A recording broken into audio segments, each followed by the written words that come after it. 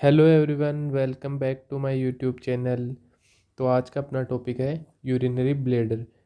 पिछली वीडियो में हमने बात देखा था कि कैसे हमारी किडनीज ब्लड को फिल्टर करती है, नेफ्रॉन यूरिन बनाते हैं और यूरेटर्स उस यूरिन को नीचे लेकर आते हैं। लेकिन यूरिन शरीर से बाहर निकलने से पहले कहाँ जमा होता है, आज हम उस बारे में बात करेंगे, उस स्टोरेज टैंक की, जिसे हम क्या बोलते हैं, यूरिनरी ब्लैडर।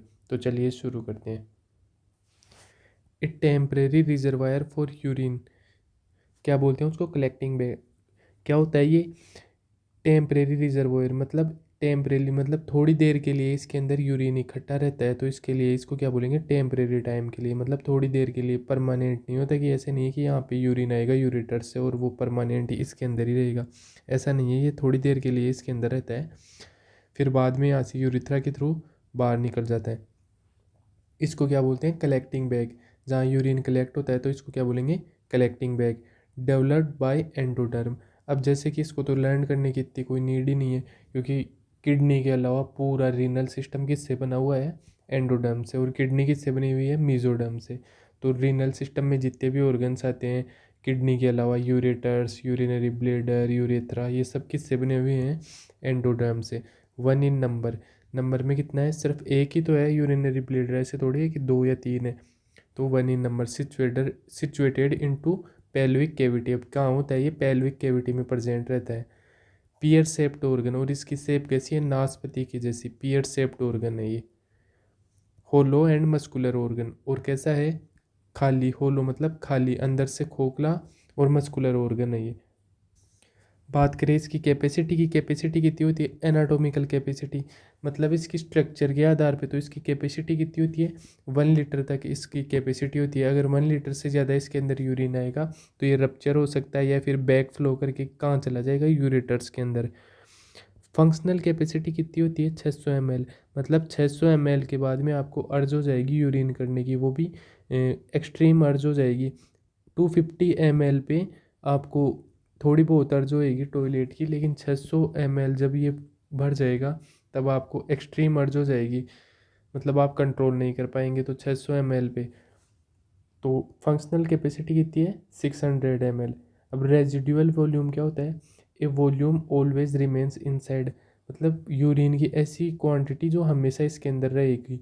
मतलब आप वॉशरूम जा भी आओगे, टॉयलेट कर भी दोगे, उसके बाद में भी इसमें कितना यूरिन रहेगा, 30 to 80 ml। अगर अप्रोक्स माने तो 50 ml इसके अंदर यूरिन आपके टॉयलेट करने के बाद में भी प्रेजेंट रहेगा ब्लेडर के अंदर। अब बात करते हैं ऑर्गन सीक्वेंस की। एंटीरियर टू पोस्टीरियर, मतलब आगे की तरफ से देखेंगे तो आगे से पीछे की तरफ कैसे प्रेजेंट रहता है ब्लेडर, कौन सी कहाँ पे प्रेजेंट रहता है। मेल के अंदर तो कहाँ रहेगा, सबसे आगे रहेगा सिम्फाइसिस प्यूबिस। सिम्फाइसिस प्यूबिस क्या होती है, सिम्फाइसिस प्यूबिस, ये जो ग्रीन कलर की यहाँ पे बोन दिख रही है इसको बोलते हैं सिम्फाइसिस प्यूबिस। तो सबसे आगे तो रहेगी सिम्फाइसिस प्यूबिस, फिर आएगा ब्लेडर मेल के अंदर, फिर सेकंड नंबर पे क्या आएगा इसके पीछे, ब्लेडर, और उसके पीछे रेक्टम। और फीमेल की बात करें, फीमेल में क्या होगा, सबसे आगे सिम्फाइसिस प्यूबिस, फिर उसके बाद में आएगा ब्लेडर, यूरिनरी ब्लेडर, फिर उसके बाद में क्या आएगा, यूट्रस, यानी बच्चेदानी बोलते हैं जिसको, और उसके बाद में क्या आएगा, रेक्टम। फिर अगर इसकी ब्लड सप्लाई की बात करते हैं तो ब्लड सप्लाई क्या होगी, urinary bladder supplied by bilateral superior and inferior vesicle arteries. ये किससे, इसको ब्लड सप्लाई कहाँ से मिलेगी, सुपीरियर और इन्फीरियर वेसाइकल आर्टरी से इसको ब्लड सप्लाई मिलेगी, विच arise from internal iliac artery, जो कहाँ से निकलती है, इंटरनल इलियक आर्टरी की एक ब्रांच है जिसको बोलते हैं वेसाइकल आर्टरी, उसकी सब ब्रांचेस हैं सुपीरियर और इन्फीरियर। डायग्राम के थ्रू इसको समझने की कोशिश करते हैं। जैसे ये है हमारा एब्डोमिनल एओर्टा, फिर ये आगे जाके बाइफरकेट हो जाता है, जिस या फिर क्या बोलते हैं, डिवाइड हो जाता है, या फिर इसके सब ब्रांच में डिवाइड हो जाता है। और डिवाइड होके क्या करता है, हमारे दोनों लिम्स को ब्लड देता है। ये हमारे दोनों लिम्स हैं, इनको क्या करेगा, ब्लड प्रोवाइड करवाएगा। लेकिन जब ये इनिशियली बाइफरकेट होता है, डिवाइड होता है, तो इससे दो ब्रांच निकलती है, जिसको अपन बोलते हैं कॉमन इलियक आर्टरी। अब ये राइट साइड से निकल रही है तो इसको बोल देंगे राइट कॉमन इलियक आर्टरी। अगर लेफ्ट साइड से निकलेगी तो इसको बोल देंगे लेफ्ट कॉमन इलियक आर्टरी। अब ये आगे जाके क्या होता है, ब्लड सप्लाई करती है किसको, लोअर लिम्ब को। फिर इसको अगर ये राइट साइड से राइट लोअर लिम्ब को ब्लड सप्लाई करेगी तो इसको बोल देंगे right external iliac artery supply blood to lower limb. ये किसको ब्लड सप्लाई करेगी? लोअर लिम्ब को। अगर ये लेफ्ट साइड से ब्लड सप्लाई करेगी तो इसका नाम लेफ्ट साइड में क्या हो जाएगा? Left external iliac artery. और ये क्या करती है? लोअर लिम्ब को ब्लड सप्लाई करती है, ये दोनों। अब यहाँ से इसकी एक सब ब्रांच निकलती है जिसको अपन क्या बोलते हैं? Right internal iliac artery. अब इसकी भी सब ब्रांच निकलती है राइट इंटरनल इलियक की भी, जो जिसको क्या बोलते हैं? Right vesicle artery. अब ये राइट वेसाइकल आर्टरी, वेसाइकल का मतलब किसके लिए निकल रही है? अपनी यूरिनरी ब्लेडर के लिए निकल रही है। वेसाइकल का मतलब हो गया यूरिनरी ब्लेडर, तो वेसाइकल से याद रख सकते हैं आप यूरिनरी ब्लेडर। तो ये राइट वेसाइकल आर्टरी किसके लिए निकल रही है? Urinary bladder. अब ये ऊपर वाले पार्ट को यहाँ पे ब्लड देगी, ऊपर वाले पार्ट को, तो इसको बोल देंगे ऊपर के लिए क्या वर्ड यूज़ लेते हैं? सुपीरियर। तो इसको क्या बोल देंगे? सुपीरियर वेसाइकल आर्टरी यहाँ पे ऊपर वाले पार्ट को ब्लड दे रही है। ये वाला जो पार्ट है ये किसका? यूरिनरी ब्लेडर का, इसको ब्लड दे रही है तो इसको क्या बोल देंगे? Superior vesicle artery. और नीचे वाले पार्ट को ब्लड देगी तो इसको बोल देंगे इन्फीरियर वेसाइकल आर्टरी। और ये राइट साइड को देगी तो राइट सुपीरियर वेसाइकल आर्टरी। और यहाँ पे लेफ्ट साइड में देगी तो इसको बोल देंगे लेफ्ट सुपीरियर वेसाइकल आर्टरी। और यही नीचे वाली की तरफ देगी तो राइट इन्फीरियर वेसाइकल आर्टरी और लेफ्ट इन्फीरियर वेसाइकल आर्टरी। अब यही जैसे कि आपको मैंने पिछले वीडियो के अंदर ये यूरेटर्स के अंदर पढ़ाया था कि ये जो जो किसको ब्लड देती है? अपनी यूरिनरी ब्लेडर को ब्लड देती है, उसकी सब ब्रांच किसको देती है? यूरेटर्स के लोअर पार्ट को ब्लड देती है। तो यूरेटर के लोअर पार्ट को ब्लड कौन देता है? वेसाइकल आर्टरी की सब ब्रांच, जो किसके लिए ब्लड लेके आ रही है? अपनी यूरिनरी ब्लेडर के लिए लेके आ रही है। वही किसको ब्लड देगी? यूरेटर्स के लोअर पार्ट को भी वही ब्लड देगी। जैसे इसके यूरेटर्स के मिडिल पार्ट को कौन देती है? गोनेडियल आर्टरी। और अपर पार्ट को देती है रीनल आर्टरी। तो अपन इसकी बात कर रहे थे किसकी? यूरिनरी ब्लेडर की। तो यूरिनरी ब्लेडर को ब्लड कौन प्रोवाइड कराएगा? Vesicle arteries, superior vesicle artery and inferior vesicle artery. तो अब आपकी समझ में आ गया होगा ब्लड सप्लाई कहाँ से हो रही है? Urinary bladder supplied by bilateral superior and inferior vesicle arteries. Bilateral यानी दोनों तरफ से, सुपीरियर ऊपर वाली और नीचे वाली वेसाइकल आर्टरी से। विच arise from internal iliac artery, जो कहाँ से निकल रही है? Internal iliac artery. ये वाली जो आर्टरी है इसको बोलते हैं इंटरनल इलियक आर्टरी। अब इसकी सरफेस की बात करें तो सुपीरियर जो सरफेस है उसको बोलते हैं फंडस। फंडस वाला कौन सा पार्ट है? ये वाली जो सरफेस है ऊपर वाली, सुपीरियर का मतलब हो गया ऊपर की तरफ, तो ये वाली सरफेस है इसको बोलेंगे सुपीरियर सरफेस, इसको क्या बोलेंगे? फंडस। पोस्टीरियर सरफेस किसको बोलेंगे? बेस। जैसे कि पिछले वीडियो में मैंने बताया था कि ये यूरेटस डायग्राम में अपने को ऐसे लगता है कि ये ऊपर से आके जुड़ रही है, लेकिन रियल में ऐसा नहीं है। रियल में ये कहाँ से आके जुड़ रही है? पीछे की तरफ से आके जुड़ रही है, पोस्टीरियर साइड से। ये जो आपको ओपनिंग्स दिख रही है ये किसकी है? यूरेटर्स की ओपनिंग है। तो पोस्टीरियर सरफेस को क्या बोलेंगे? बेस बोलेंगे इसका। तो पीछे की तरफ पोस्टीरियर सरफेस है उसको बोलेंगे बेस। और थर्ड वाली सरफेस कौन सी होगी? Right inferolateral surface. Right side में, राइट का तो मतलब हो गया कि ब्लेडर की राइट साइड में, इन्फीरियो का मतलब ऊपर से नीचे की तरफ आ रही है ये।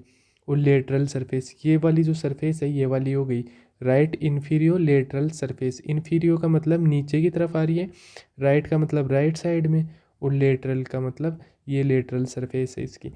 और फिर फोर्थ वाली कौन सी सरफेस हो गई? Left inferolateral surface. ये वाली लेफ्ट सरफेस हो गई। और इन्फीरियर का मतलब नीचे की तरफ आ रही है। फिर इसका lowest point of urinary bladder is neck of urinary bladder. Neck कौन सी होती है यूरिनरी ब्लेडर की? ये वाला जो पार्ट होता है इसको क्या बोलेंगे? नेक ऑफ यूरिनरी ब्लेडर।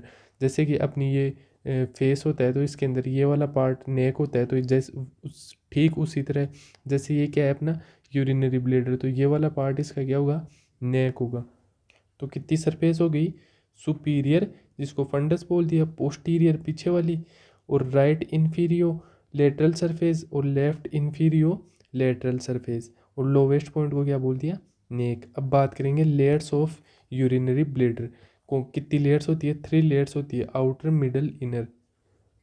तो सबसे पहली है आउटर लेयर, जो सबसे बाहर वाली लेयर है। तो सबसे पहले बात करेंगे आउटर लेयर की। Made up by loose connective tissue, जो किससे बनी हुई है, लूज कनेक्टिव टिश्यू की बनी हुई है। लूज कनेक्टिव टिश्यू की क्यों बनी हुई है, क्योंकि लूज कनेक्टिव टिश्यू जब इसके अंदर यूरिन भरेगा, यूरिन का अमाउंट ज़्यादा होगा तो ये क्या होगा, अपनी साइज़ बढ़ा लेगा। ये जो अपना यूरिनरी ब्लेडर ये साइज़ इंक्रीज़ कर लेगा, यूरिन का अमाउंट बढ़ेगा और यूरिन इसके अंदर से बाहर निकल जाएंगे, अवॉइड आउट कर देंगे, तो इसको साइज़ को डिक्रीज़ कर लेगा। जैसे अभी 200 ml इसके अंदर यूरिन है तो इतनी साइज़ होएगी इसकी, फिर 500 हो गया तो ये थोड़ी बढ़ गई, 600 ml हो गया तो और बढ़ गई, फिर जो बड़ा है वो वापस छोटे में भी कन्वर्ट होगा। तो इसके लिए कैसा टिश्यू चाहिए अपने को, लूज कनेक्टिव टिश्यू। अगर ये डेंस कनेक्टिव टिश्यू होता तो इसकी साइज़ छोटी बड़ी नहीं होती और उससे रप्चर हो जाता ये। More elastic layer which allow the urinary bladder to expand as per urine volume. ये किस चीज़ में हेल्प करता है लूज कनेक्टिव टिश्यू, कि यूरिन जितना यूरिन रहेगा उस हिसाब से ये अपनी साइज़ इंक्रीज़ या फिर डिक्रीज़ करता रहेगा। तो ये साइज़ का इंक्रीज़ या डिक्रीज़ किस वजह से कर पाता है, लूज कनेक्टिव टिश्यू की वजह से। अब इसके अंदर क्या क्या होता है, ब्लड वेसल्स होती हैं, लिम्फ वेसल्स होती हैं, नर्व एंडिंग विथ नोथ रिसेप्टर्स। मतलब नोथ रिसेप्टर क्या करेंगे, मतलब अपने को ये जो यूरिनरी ब्लेडर है ये फुल हो जाएगा, यूरिन से भर जाएगा, तब ब्रेन तक सिग्नल लेके जाते हैं कि मतलब वॉइडिंग के सिग्नल लेके जाते हैं कि यूरिनरी ब्लेडर फुल हो गया है, इसको खाली करो। फिर बात करते हैं मिडल लेयर की, जिसको मस्कुलर लेयर बोलते हैं या फिर डेट्रोसर भी बोलते हैं। Made up bye smooth muscles fibres under involuntary control. किससे बनी हुई होती है, स्मूथ मसल फाइबर से। मतलब ये जो भी मिडल लेयर है इसको क्या बोलते हैं, मस्कुलर लेयर होती है। ये डेट्रोसल मसल बोलते हैं, इसका मेन रोल होता है। सबसे मोटी लेयर यही होती है, मिडल लेयर, जिसको डेट्रोसल मसल बोलते हैं। ये क्या करती है, स्मूथ मसल से बनी हुई होती है। स्मूथ मसल से बनने का मतलब कि अपने कंट्रोल में नहीं है, ये खुद में खुद, मतलब खुद का वर्क खुद ही करती है, खुद से कॉन्ट्रैक्ट होती है, खुद से डायलेट होती है। इसका मतलब वॉलेंट्री का मतलब तो हो गया कि अपने कंट्रोल में, इनवॉलेंट्री का मतलब कि अपने कंट्रोल में नहीं है ये खुद से डायलेट होगी। अगर आप चाहो तो उसको डायलेट थोड़ी कर सकते हो, ये खुद से डायलेट होती है और खुद से ही कॉन्ट्रैक्ट होती है। इसका मेन क्या काम क्या होता है, कॉन्ट्रैक्ट करवाना, यानी ये ब्लेडर को कॉन्ट्रैक्ट करवाती है, जिस वजह से आप यूरिन को बाहर निकालते हैं। अगर ये ब्लेडर को कॉन्ट्रैक्ट नहीं करेगी तो आप यूरिन को बाहर नहीं निकाल पाएंगे। और ये कैसी होती है, इनवॉलेंट्री होती है, यानी ये अपनी मर्जी से चलती है, आप इसको खुद कंट्रोल नहीं कर सकते, ये ऑटोमेटिक चलती है। किससे बनी हुई है, ये स्मूथ मसल फाइबर से बनी हुई होती है। अब बात करते हैं किसकी, इनर लेयर की, जिसको क्या बोलते हैं, ब्लेडर म्यूकोसा। अब इनर लेयर क्या है, इनर लेयर सबसे अंदर वाली लेयर है किसकी, यूरिनरी ब्लेडर की। ये डायरेक्ट यूरिन के कांटेक्ट में रहती है। ये किससे बनी हुई है, ट्रांजिशनल इपिथेलियम टिश्यू से बनी हुई थी। इसकी खास बात यह है कि ट्रांजिशनल इपिथेलियम टिश्यू की वजह से ये ब्लेडर बिना फटे क्या कर सकता है, स्ट्रेच हो सकता है और वापस अपनी साइज़ में आ सकता है। यानी ये साइज इंक्रीज भी कर सकता है और डिक्रीज भी कर सकता है, किस वजह से, ट्रांजिशनल इपिथेलियम की वजह से। अब बात करते हैं sphincters of urinary bladder. Sphincters का मतलब क्या होता है, एक तरह से आप ढक्कन मान सकते हो। तो स्पिंक्टर्स क्या होते हैं, पहले बात करते हैं ओपनिंग्स की, मींस यूरिनरी ब्लेडर्स में ओपनिंग्स कितनी परसेंट होती है।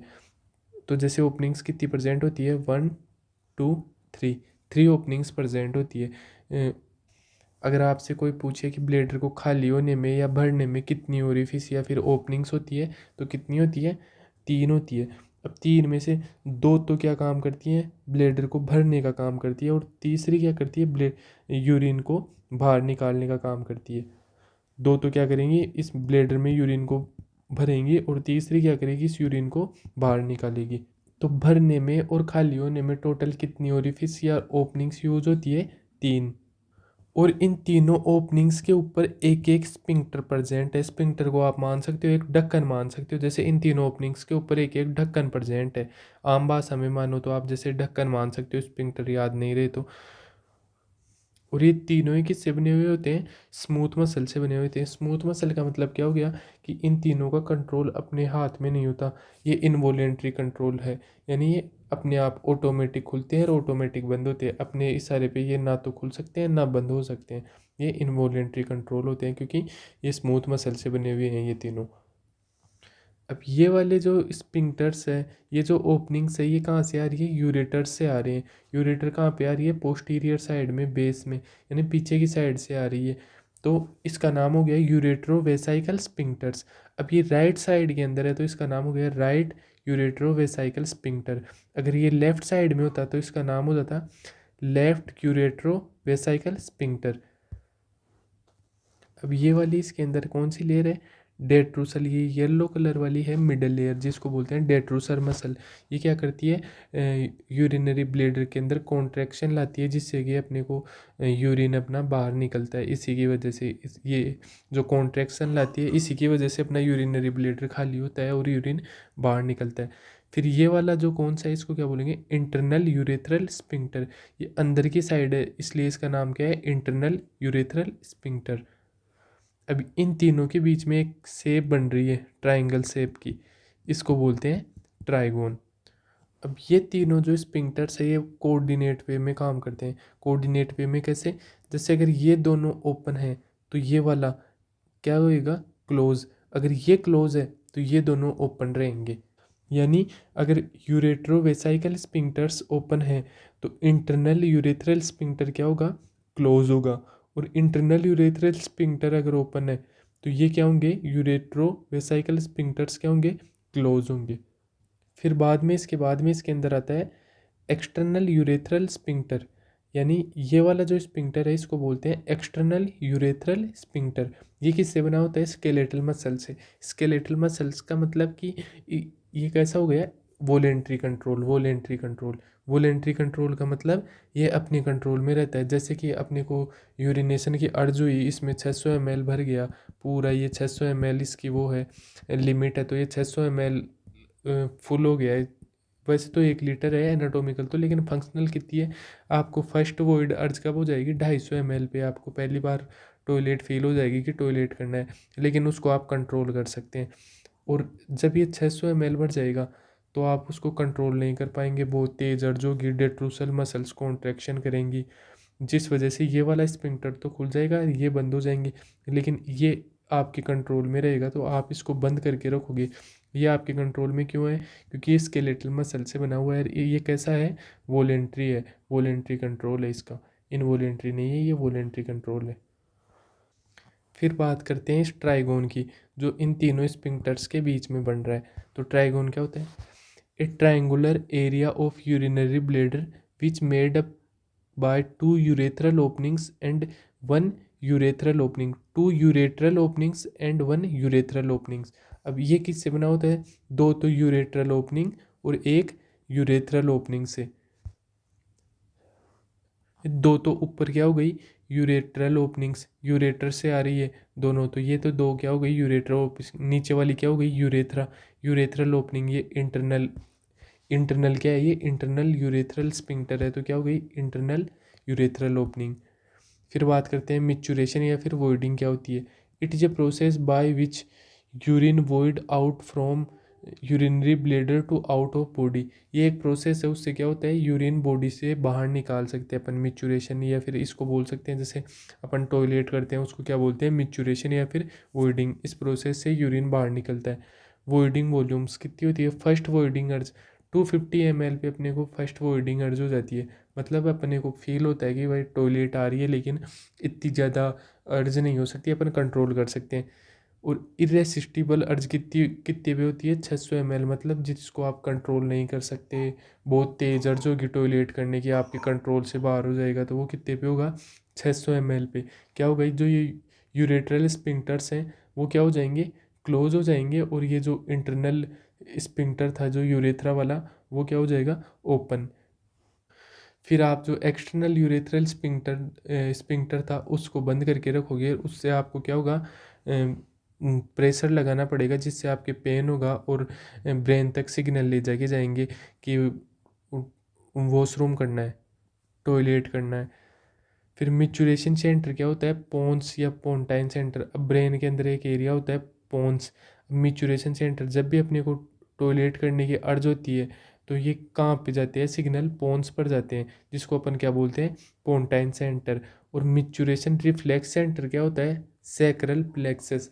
अब जैसे बच्चे होते हैं, छोटे बच्चे, वो कहीं पे भी यूरिन पास आउट कर देते हैं, तो उनके सिग्नल्स कहाँ से आते हैं? सैक्रल प्लेक्सस से। अब बात करते हैं कौन सी नर्व कहाँ पर क्या फंक्शन प्रोस करती है। तो सबसे पहले बात करते हैं पैरासिम्पैथेटिक नर्व ऑफ एम्पिटिंग। मतलब पैरासिम्पैथेटिक क्या होती है? मतलब यूरिन भर जाएगा, यूरिनरी ब्लेडर यूरिन का भर जाएगा, तो ये क्या करेंगी? उसको खाली कराने का काम करेंगी। ये क्या करेंगी? ब्रेन तक सिग्नल लेके जाएंगी कि यूरिन को खाली करवाओ, और उससे क्या होगा? पेन का फील होगा अपने को, या फिर यूरिन बहुत तेज़ फील होगी। और डेट्रूसल मसल पे इसका क्या फ़र्क पड़ेगा? डेट्रूसर मसल यानी मिडिल मसल को अपन ने क्या बोला था? डेट्रूसल, वो क्या करेगी? कॉन्ट्रैक्शन करेगी, यूरिन को बाहर निकालने की कोशिश करेगी। और इंटरनल यूरेथ्रल स्पिंक्टर्स क्या करेगा? आप ओपन ओपन हो जाएगा वो अपने आप। वो कैसा है? Involuntary control. और एक्सटर्नल यूरेथ्रल स्पिंक्टर वो आपके कंट्रोल में है, तो उसको आप कभी भी ओपन कर सकते हो और कभी भी क्लोज कर सकते हो, लेकिन एक टाइम के बाद में ड्रॉप ड्रॉप वहाँ से यूरिन निकलने लग जाएगा अगर आप नहीं करोगे तो। और इसका फंक्शन क्या होता है? पैरासिम्पेथेटिक का एम्पिटिंग ऑफ यूरिनरी ब्लेडर। ये क्या करती है? यूरिनरी ब्लेडर को खाली करवाती है। कैसे? कॉन्ट्रैक्शन करवाती है। किससे? डेट्रूसर से। जो डेट्रूसर मसल है उससे क्या करवाएगी? कॉन्ट्रैक्शन करवाएगी। फिर आती है इसके बाद में सिंपैथेटिक नर्व ऑफ फीलिंग। मतलब इससे क्या होगा? यूरिन अपने किस में? यूरिनरी ब्लेडर में भरेगा, तो क्या होगा? जो इंटरनल स्पिंक्टर है, इंटरनल यूरेथ्रल स्पिंक्टर है, वो तो क्या हो जाएगा? बंद हो जाएगा। और जो ये इंटरनल ये जो ऊपर यूरेट्रल स्पिंक्टर थे, ये क्या हो जाएंगे? ओपन। इनके ओपन होने से क्या होगा? धीरे धीरे वापस से यूरिन आने लग जाएगा और अपना ब्लेडर वापस से बढ़ने लग जाएगा। और डेट्रूसर पे क्या असर डालेंगी? डेट्रूसल मसल्स कैसी हो जाएंगी? जब ये खाली रहेगा तो रिलैक्स हो जाएंगी, क्योंकि अब यूरिन तो भरा हुआ नहीं है, तो कॉन्ट्रैक्ट क्यों करना है उनको? अब ये क्या काम करती है? Feeling of urinary bladder. ये क्या किस में हेल्प करती है? यूरिनरी ब्लेडर को यूरिन से बढ़ने में हेल्प करती है।